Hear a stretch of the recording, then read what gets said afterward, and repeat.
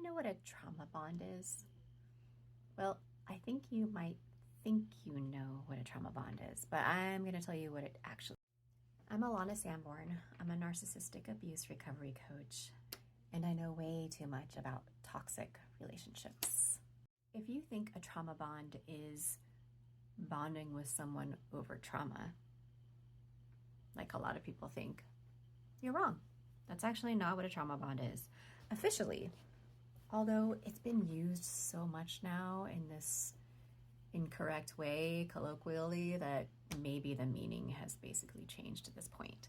But a trauma bond is not what you think. It is not meeting someone and having this intense connection due to both of you having trauma.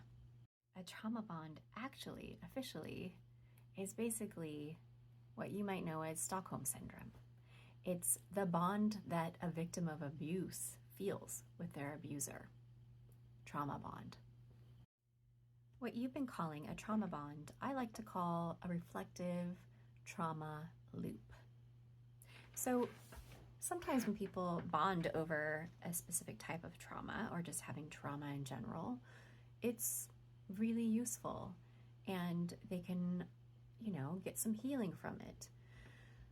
A lot of times, if the trauma is the main thing that creates the connection and there's really not much else there, sometimes it can actually get people into this loop of focusing on their trauma only or making their trauma their identity.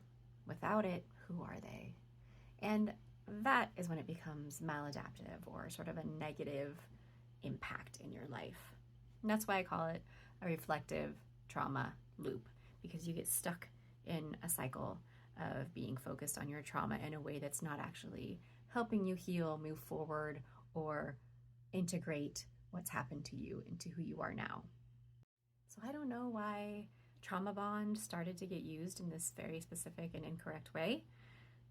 I guess because it makes sense, like a bond over trauma, but now you know that's not actually what it means.